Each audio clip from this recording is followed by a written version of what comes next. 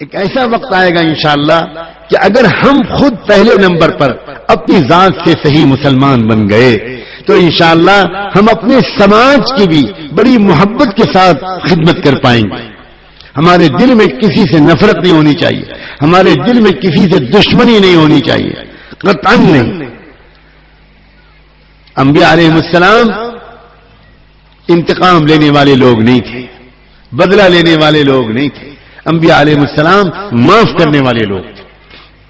ہمیں سب سے پہلے اپنے آپ کو پورے دین پر لانا ہے. اسی کو کہتے ہیں توبہ. توبہ کہتے ہیں زندگی کو بدلنے کو, توبہ کہتے ہیں زندگی کا رخ بدلنے کو. اور اس کے لیے آپ کو ایک فیصلہ کرنا ہی پڑے گا. اللہ توفیق دے.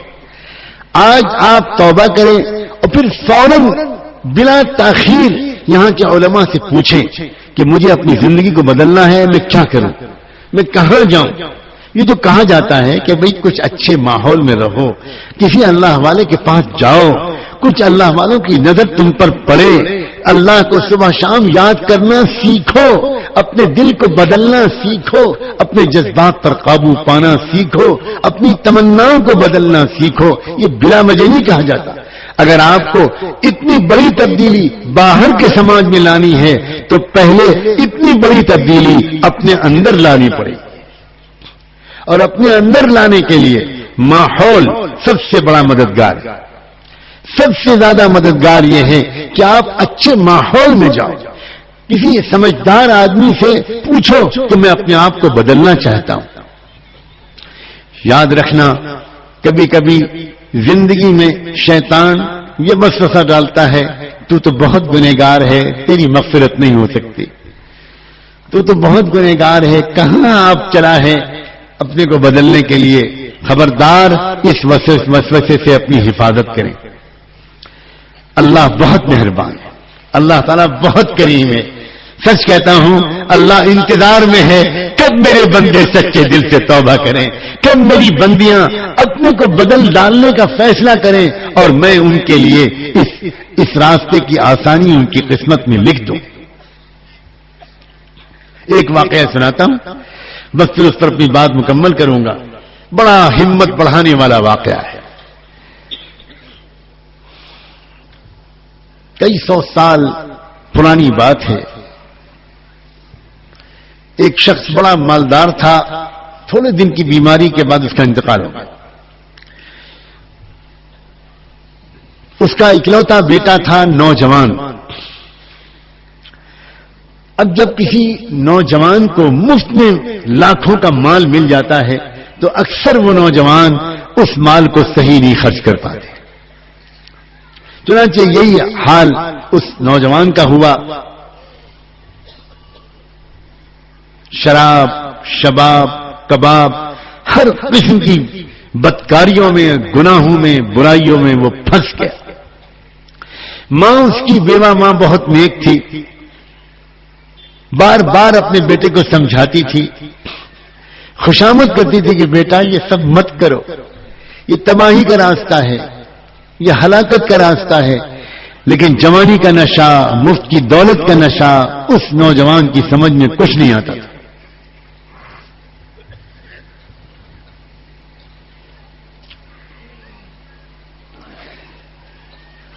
وہ زمانہ, وہ شہر وہ تھا جہاں سیدنا حسن بصری رحمۃ اللہ علیہ ہوا کرتے تھے. اور وہ ماں حضرت حسن بصری کے بیانات اور مجلسوں میں شریک ہوتی تھی, بہت فائدہ اٹھاتی تھی. وہ بار بار سمجھاتی تھی اپنے بیٹے کو, بیٹا چل میرے ساتھ چل, حضرت کی مجلس میں ایک بار تو شریک ہو جا, شاید تیرا دل وہاں بدل جائے. لیکن بیٹا کچھ نہیں سنتا تھا. یہاں تک کہ اس کو بیٹے کو ایک مہلک بیماری نے گھیر لیا اور کچھ دن کے بعد علاج کرنے والوں نے بھی کہہ دیا کہ یہ بچہ بچے گا نہیں. مہلک بیماری ہے جس کا کوئی علاج نہیں. عام طور پر جب بے حیائی کے کام کوئی کرتا ہے تو ایسے گناہ, ایسی بیماریوں میں وہ پھنس جاتا ہے.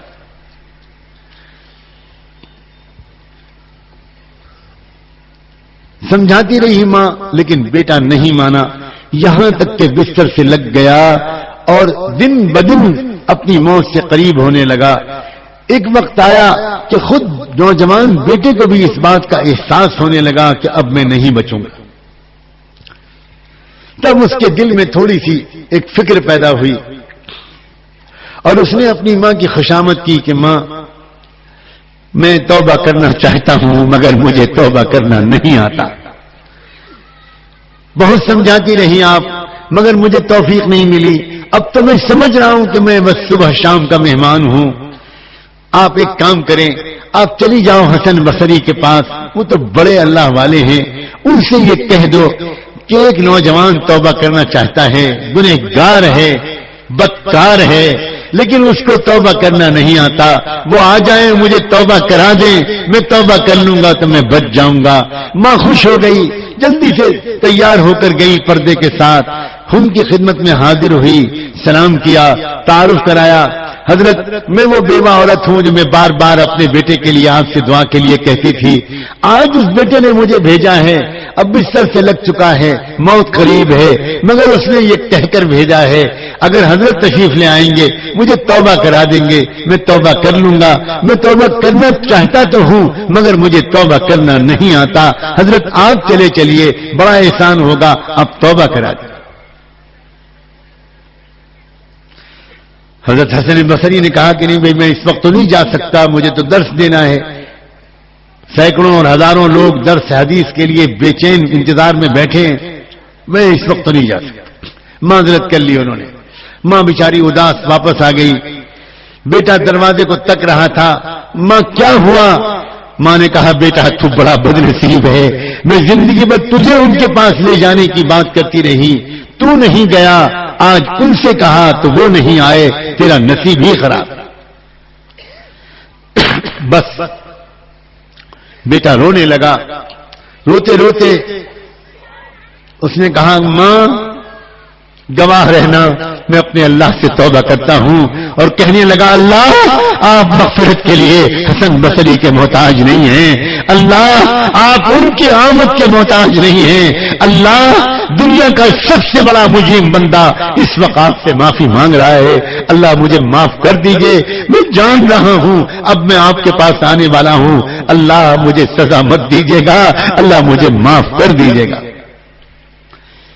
یہ کہا اور یہ کہتے کہتے ماں سے کہنے لگا ماں میں چلا, اور چلتے چلتے دو باتیں کہتا ہوں, مان لینا مجھے مرنے کے بعد مسلمانوں کے قبرستان میں مت دفن کرنا, مجھے اسی گھر کے کسی آنگن کے کونے میں دفن کر دینا.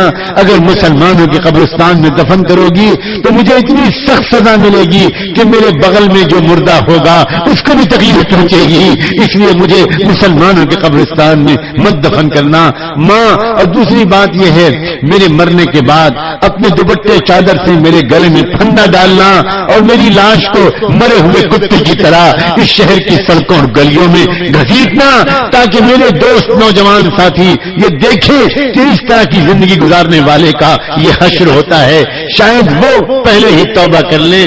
ماں میری دونوں باتوں کو مان لینا, کلمہ پڑھا, استغفار کا کلمہ پڑھا اور جان نکل گئی. تھوڑی دیر تک ماں روتی رہی بیٹھی ہوئی, پھر کیا کرتی, کب تک بیٹھی رہتی. بچے کے جسم پر چادر ڈالی, محلے والوں سے جا کر کہا میرا بیٹا انتقال کر گیا, گھر میں اور کوئی مرد نہیں ہے, تم جانتے ہو, تم مدد کر دو میری, اس کو نہلانا, غسل دینا, کفن پہنانا, دفن کرنا, یہ سب تم کرو, اللہ تم کو جزائے خیر دے. میں پردے میں جاتی ہوں, تم اس کے بدن کو, جسم کو, لاش کو اٹھا لاؤ اور پھر اس کی تیاری کرو, تجہیز و تدفین کی. لوگوں نے کہا بہت اچھا, آپ الگ ہو جائیے, میں ابھی ہم لوگ آتے ہیں اور لے جاتے ہیں اور خدمت کریں گے, آپ بالکل فکر نہ کرو. ماں نے کہا جب جنازہ تیار ہو جائے تو مجھے اطلاع کر دینا. ان لوگوں نے پوچھا کہ جنازہ کون پڑھائے گا, کہنے لگی آپ لوگ آپس میں مشورہ کر لینا, جس کے بارے میں مشورہ ہو جائے وہ نماز جنازہ پڑھا دے. پھر ایک دم سے ماں کو خیال آیا, اور ماں اپنی مامتا سے مجبور, ماں اپنی محبت سے مجبور, ماں وہ ایک مرتبہ پھر برقع ہو کر حضرت حسن بصری کے پاس حاضر ہوئی, اور وہاں جا کر پھر ایک مرتبہ کہا وہ نوجوان کے لیے میں آپ کے پاس آئی تھی کہ چل کر توبہ کرا دیجئے, اس کا انتقال ہو گیا ہے. حضرت میں آپ کو اللہ رسول کا واسطہ دیتی ہوں, ایک مرتبہ آپ اتنا کرم کر دیجئے, آ جائیے اور میرے بیٹے کی نماز جنازہ پڑھا دیجیے. شاید آپ کی نماز جنازہ پڑھا دینے کی برکت سے میرا بیٹا سزا سے بچ جائے، اس کی مغفرت ہو جائے۔ حضرت حسن بصری سنتے ہی جناب میں آ گئے، کہنے لگے میں ایسے شخص کی نماز جنازہ نہیں پڑھا سکتا جس نے کبھی زندگی میں کوئی نماز نہ پڑھی ہو، میں نہیں پڑھاؤں گا۔ ماں پھر واپس آ گئی اور واپس آ کر اس نے محلے والوں سے کہا کہ آپ لوگ جس کے بارے میں رائے مشورہ ہو اس کو طے کر لیجئے گا اور وہ نماز پڑھا دے۔ سب تیاری کے بعد محلے والے مشورے کے لیے بیٹھے ہوئے تھے کہ کون نماز جنازہ پڑھائے۔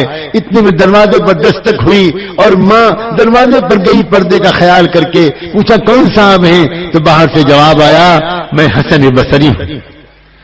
ماں حیران رہ گئی، کہنے لگی حضرت آپ آ گئے، اللہ آپ کے درجے بلند کرے، اللہ آپ کے درجے بلند کرے، یہ آپ کی مہربانی ہے کہ آپ آ گئے۔ ٹھہریے میں بھاگ کے جاتی ہوں، کہیں لوگ نماز جنازہ شروع نہ کر دیں۔ کہنے لگے حضرت حسن بصری بہن پہلے سن تو لو کہ میں کیوں آیا ہوں، میں نے تو تم کو ڈانٹ کے بھگا دیا تھا، واپس کر دیا تھا، اس کے بعد میرے قیلولے کا وقت تھا، میں ذرا دیر کے لیے لیٹا، میری آنکھ لگی، مجھے ایسا سنائی پڑا جیسے اللہ مجھے ڈانٹ رہا ہے اور اللہ کہہ رہا ہے حسن تم میرے کیسے ولی ہو کہ تم میرے ایک دوست کی نماز جنازہ پڑھنے سے انکار کرتے ہو، جلدی جاؤ اور جا کر نماز جنازہ پڑھاؤ ورنہ تمہارے پاس جو کچھ ہے میں سب چھین لوں گا۔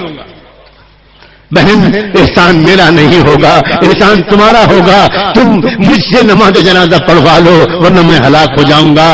اے دہال کے اور اس علاقے کے آنے والے ہزاروں سینکڑوں نوجوانوں، اللہ بھائیوں اور بہنوں، ایک زندگی بھر کا گنہگار چلتے وقت اگر توبہ کرتا ہے تو اللہ اس کو اپنا دوست بنا لیتے ہیں۔ اگر آج کی رات اتنے بڑے مجمع میں جس میں نہ جانے کتنے صالحین اور صلحاء ہوں گے، اگر آج کی رات ہم سب کے دل سے توبہ کریں گے کیا اللہ ہمیں معاف نہیں کر دے گا؟ کیا ایک نئی زندگی ہماری شروع نہیں ہو سکتی؟ آج بڑی امیدوں کے ساتھ ہم اور آپ ہاتھ اٹھائیں اور اللہ تعالیٰ سے گر گرا کر مانگیں۔ یاد رکھنا جس طرح ایک بچہ جب اپنی ماں سے کسی چیز کے مانگنے کی ضد کرتا ہے تو وہ نہیں دیکھتا کہ پھوپھی کیا کہیں گی، خالہ کیا کہیں گی، باجی کیا کہیں گی، وہ روتا ہے، مچلتا ہے، ضد کرتا ہے، یہاں تک کہ اپنی بات منوا لیتا ہے۔ اللہ کرے کہ ہم اللہ سے جب مانگیں تو ہمیں اس بات کا بالکل خیال نہ رہے کہ پاس والے لوگ کیا کہیں گے۔ اللہ ہمیں تڑپ تڑپ کر مانگنے کی توفیق عطا فرمائے، اخلاص کے ساتھ مانگنے کی توفیق عطا فرمائے اور ہم کو ایک بار پھر ایسی امت بنا دے جو امت دنیا کے اندر ایک بار پھر وہ تبدیلی لے آئے۔ آج اللہ سے مانگنا ہے، معافی مانگنا ہے، ہدایت مانگنا ہے، آگے کے لیے توفیق مانگنا ہے، دین اور دنیا کی برائیاں مانگنا ہے۔ اللہ سچے دل سے توبہ کرنے کی اور گر گرا کر تڑپ تڑپ کر معافی مانگنے کی اللہ مجھے اور آپ کو توفیق عطا فرمائے۔